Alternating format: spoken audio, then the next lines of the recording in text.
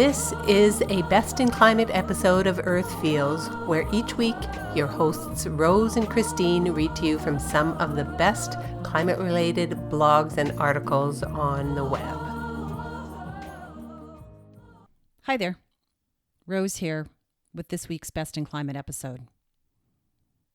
You may have missed it, but this past week, on Wednesday, December 2nd, António Guterres, the Secretary General of the UN, addressed the World Leaders Forum at Columbia University. His remarks, entitled "The State of the Planet," were pretty sobering, and yet marked a celebration of sorts at Columbia University as they prepare to launch Columbia Climate School, Columbia's first new school in over 25 years, which will serve as a hub of connection, research, sharing of information for global leaders, universities, and those working toward the betterment of our planet. So there's always reason for hope. And again, with so much going on, you may have missed it, so just thought it would be interesting for you to hear. Here goes. Dear friends, humanity is waging a war on nature. This is suicidal. Nature always strikes back, and it is already doing so with growing force and fury. Biodiversity is collapsing. 1 million species are at risk of extinction. Ecosystems are disappearing before our eyes. Deserts are spreading. Wetlands are being lost. Every year, we lose 10 million hectares of forests. Oceans are overfished and choking with plastic waste. The carbon dioxide they absorb is acidifying the seas. Coral reefs are bleached and dying. Air and water pollution are killing 9 million people annually, more than 6 times the current toll of the pandemic. And with people and wildlife encroaching further into animal habitats and disrupting wild spaces, we could see more viruses and other disease-causing agents jump from animals to humans. Let's not forget that 75% of new and emerging human infectious diseases are zoonotic. Today, 2 new authoritarian reports from the World Meteorological Organization and the United Nations Environmental Program spell out how close we are to climate catastrophe. 2020 is on track to be one of the 3 warmest years on record globally, even with the cooling effect of this year's La Niña. The past decade was the hottest in human history. Ocean heat is at record levels. This year, more than 80% of the world's oceans experienced marine heat waves. In the Arctic, 2020 has seen exceptional warmth, with temperatures more than 3 degrees Celsius above average, and more than 5 degrees in northern Siberia. Arctic sea ice in October was the lowest on record, and now refreezing has been the slowest on record. Greenland ice has continued its long-term decline, losing an average of 278 gigatons a year. Permafrost is melting, and so releasing methane, a potent greenhouse gas. Apocalyptic fires and floods, cyclones and hurricanes are increasingly the new normal. The North Atlantic hurricane season has seen 30 storms, more than double the long-term average, and breaking the record for a full season. Central America is still reeling from 2 back-to-back hurricanes, part of the most intense period for such storms in recent years. Last year, such disasters cost the world $150 billion. COVID-19 lockdowns have temporarily reduced emissions and pollution, but carbon dioxide levels are still at record highs and rising. In 2019, carbon dioxide levels reached 148% of the pre-industrial levels. In 2020, the upward trend has continued despite the pandemic.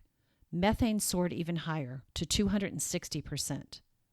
Nitrous oxide, a powerful greenhouse gas but also a gas that harms the ozone layer, has escalated by 123%. Meanwhile, climate policies have yet to rise to the challenge. Emissions are 62% higher now than when the international climate negotiations began in 1990. Every 1/10 of a degree of warming matters. Today we are at 1.2 degrees of warming and already witnessing unprecedented climate extremes and volatility in every region and on every continent. We are headed for a thundering temperature rise of 3 to 5 degrees Celsius this century. The science is crystal clear. To limit temperature rise to 1.5 degrees Celsius above pre-industrial levels, the world needs to decrease fossil fuel production by roughly 6% every year between now and 2030. Instead, the world is going in the opposite direction, planning an annual increase of 2%. The fallout of the assault on our planet is impeding our efforts to eliminate poverty and imperiling food security. And it is making our work for peace even more difficult as the disruptions drive instability, displacement, and conflict. It is no coincidence that 70% of the most climate vulnerable countries are also among the most politically and economically fragile. It is not happenstance that of the 15 countries most susceptible to climate risks, 8 host a United Nations peacekeeping or special political mission. As always, the impacts fall most heavily on the world's most vulnerable people. Those who have done the least to cause the problem are suffering the most. Even in the developed world, the marginalized are the first victims of disasters and the last to recover. Dear friends, let's be clear. Human activities are at the root of our descent toward chaos. But that means that human action can help solve it. Making peace with nature is the defining task of the 21st century. It must be the top priority for everyone, everywhere. In this context, the recovery from the pandemic is an opportunity. We can see rays of hope in the form of a vaccine, but there is no vaccine for the planet. Nature needs a bailout. In overcoming the pandemic, we can also avert climate cataclysm and restore our planet. This is an epic policy test, but ultimately this is a moral test. The trillions of dollars needed for COVID recovery is money that we are borrowing from future generations, every last penny. We cannot use those resources to lock in policies that burden them with a mountain of debt on a broken planet. It is time to flick the green switch. We have a chance to not simply reset the world's economy, but to transform it. A sustainable economy driven by renewable energies will create new jobs, cleaner infrastructure, and a resilient future. An inclusive world will help ensure that people can enjoy better health and the full respect of their human rights and live with dignity on a healthy planet. COVID recovery and our planet's repair must be the two sides of the same coin. Dear friends, let me start with the climate emergency. We face 3 imperatives in addressing the climate crisis. First, we need to achieve global carbon neutrality within the next 3 decades. Second, we have to align global finance behind the Paris Agreement, the world's blueprint for climate action. Third, we must deliver a breakthrough on adaptation to protect the world, and especially the most vulnerable people and countries from climate impacts. Third, we must deliver a breakthrough on adaptation to protect the world, and especially the most vulnerable people and countries from climate impacts. Let me take these in turn. First, carbon neutrality, net zero emissions of greenhouse gases. In recent weeks, we have seen important positive developments. The European Union has committed to become first climate neutral continent by 2050.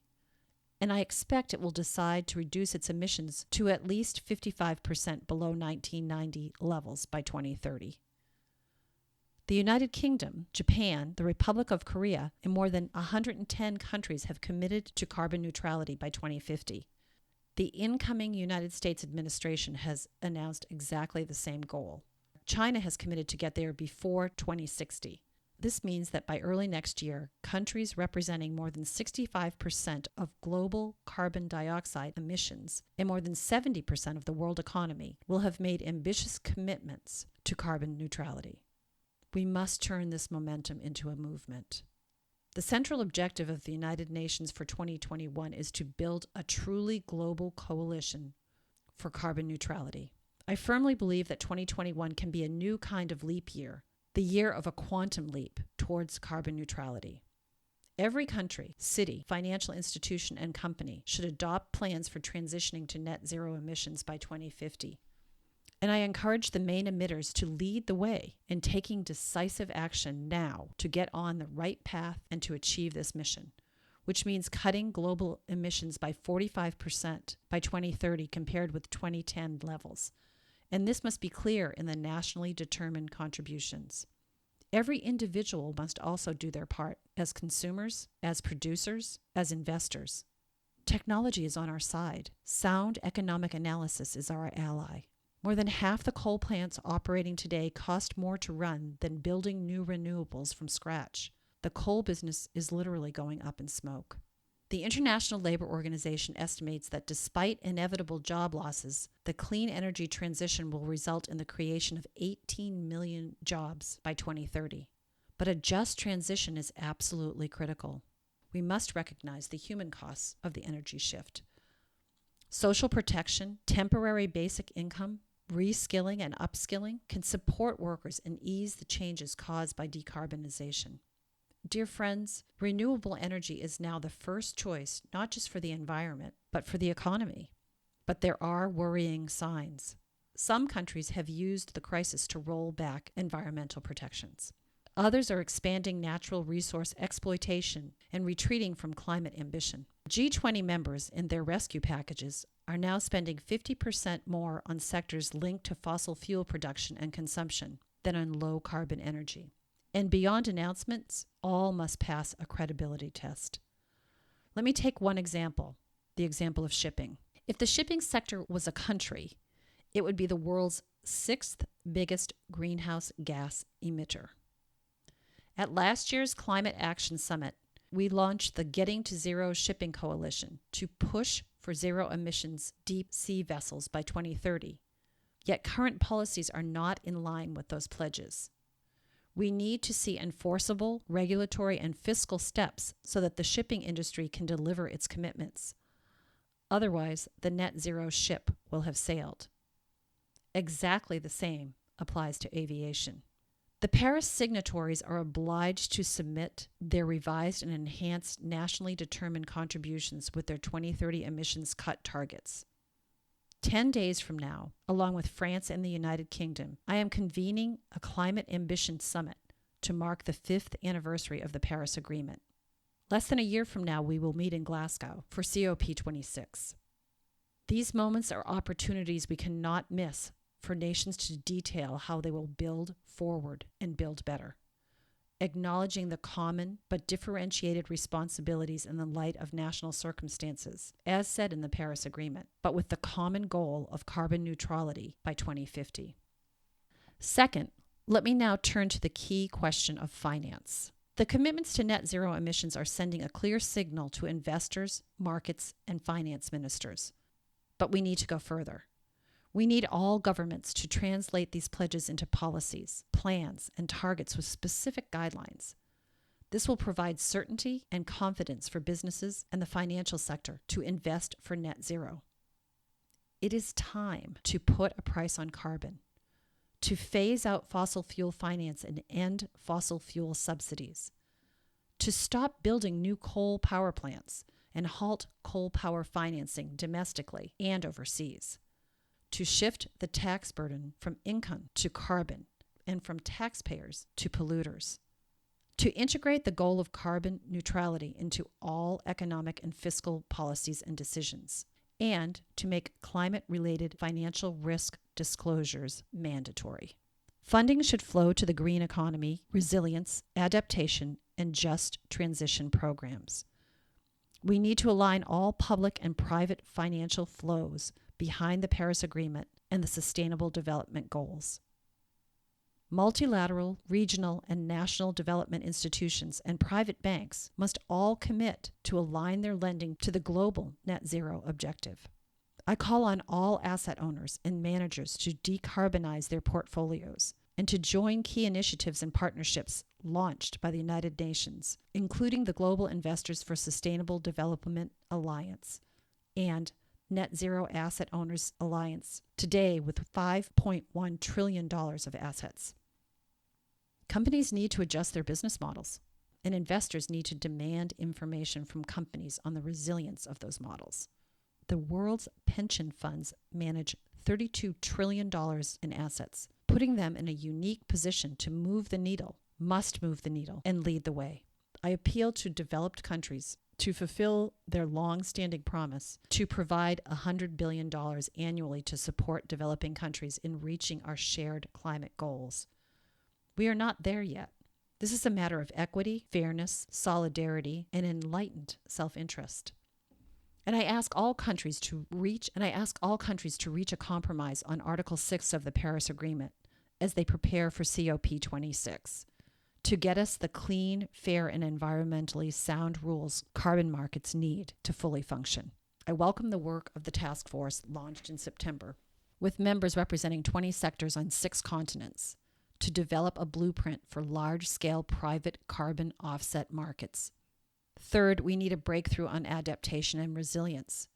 We are in a race against time to adapt to a rapidly changing climate. Adaptation must not be the forgotten component of climate action. Until now, adaptation represents only 20% of climate finance, reaching $30 billion on average in 2017 and 2018. This hinders our essential work for disaster risk reduction. It also isn't smart. The Global Commission on Adaptation found that for every dollar invested in adaptation could yield almost $4 in benefits. We have both a moral imperative and a clear economic case for supporting developing countries to adapt and build resilience to current and future climate impacts. Before COP26, all donors and the multilateral and national development banks should commit to increase their share of adaptation and resilience finance to at least 50% of their climate finance support. Early warning systems, climate resilient infrastructure, improved dry land agriculture, mangrove protection, and other steps can give the world a double dividend, avoiding future losses and generating economic gains and other benefits. We need to move to large-scale preventative and systematic adaptation support. This is especially urgent for small island developing states, which face an existential threat. The race to resilience is as important as the race to net zero. Dear friends, we must remember that there can be no separating climate action from the larger planetary picture. Everything is interlinked: the global commons and global well-being. This means we must act more broadly, more holistically across many fronts to secure the health of our planet on which all life depends. Nature feeds us, clothes us, quenches our thirst, generates our oxygen, shapes our culture and our faiths, and forges our very identity. 2020 was supposed to have been a super year for nature, but the pandemic has had other plans for us. Now we must use 2021 to address our planetary emergency.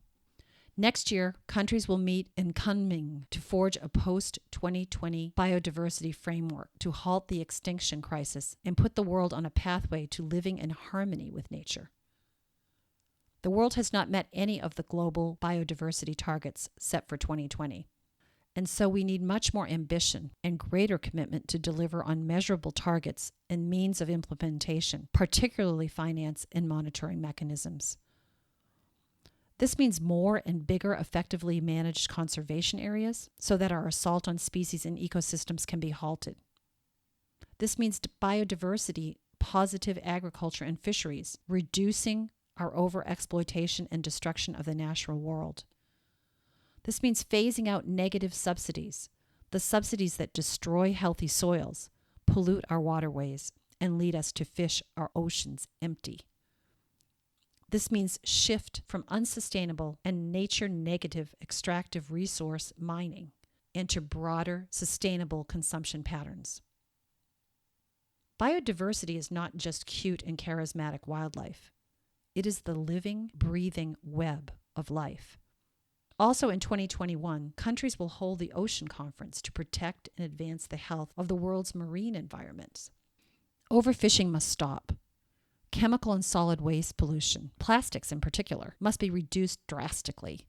Marine reserves must increase significantly, and coastal areas need greater protection. The blue economy offers remarkable potential. Already, goods and services from the ocean generate $2.5 trillion each year and contribute over 31 million direct full-time jobs, at least until the pandemic struck. We need urgent action on a global scale to reap these benefits, but protect the world's seas and oceans from the many pressures they face. Next year's global conference on sustainable transport in Beijing must also strengthen this vital sector while addressing its negative environmental footprint. The Food Systems Summit must aim to transport global food production and consumption. Food systems are one of the main reasons we are failing to stay within our planet's ecological boundaries. At the beginning of 2021, we will launch the UN Decade focused on ecosystem restoration, on preventing, halting, and reversing the degradation of forests, land, and other ecosystems worldwide.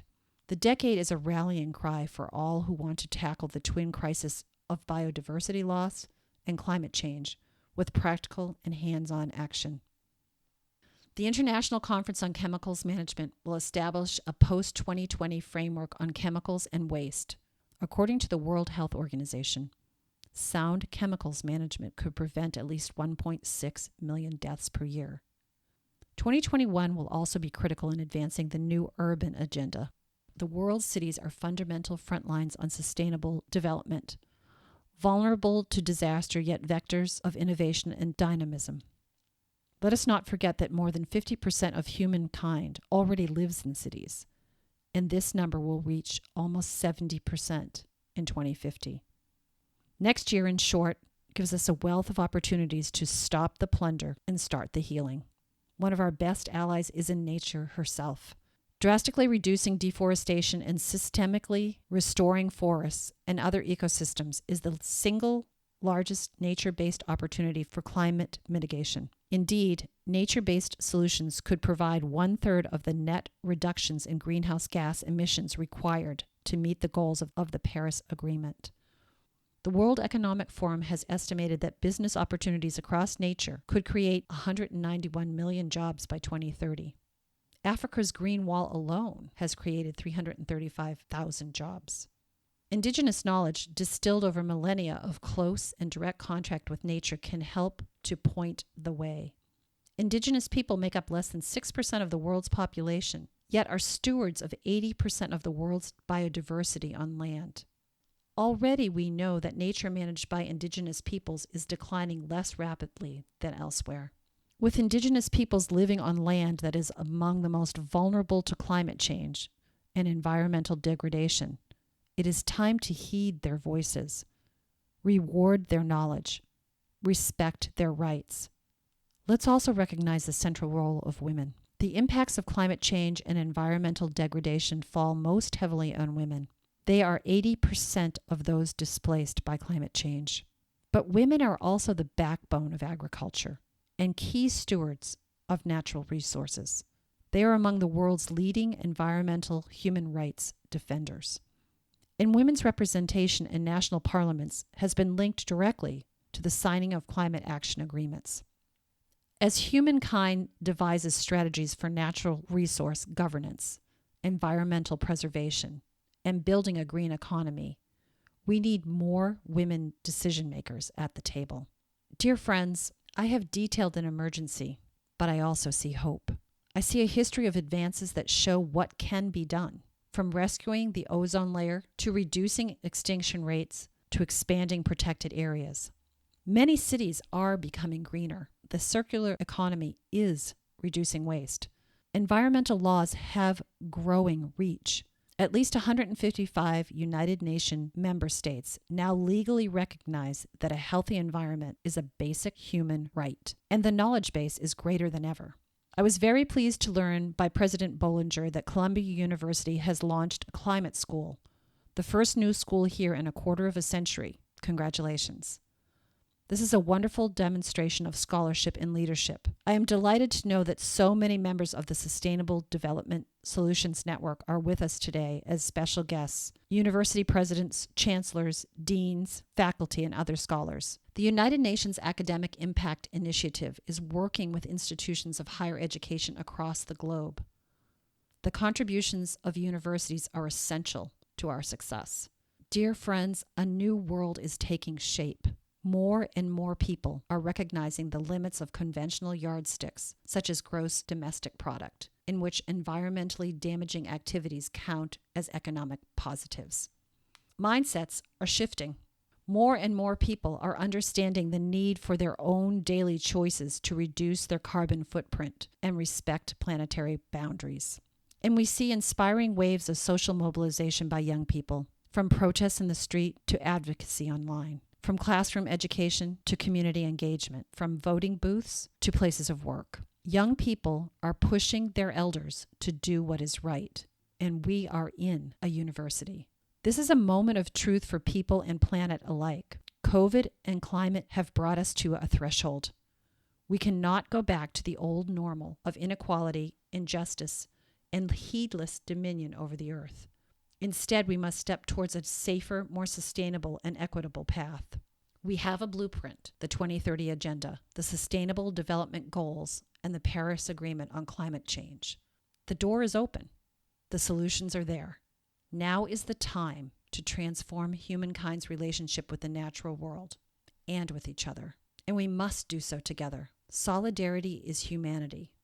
Solidarity is survival. That is the lesson of 2020. With the world in disunity and disarray, trying to contain the pandemic, let's learn the lesson and change course for the pivotal period ahead. Thank you.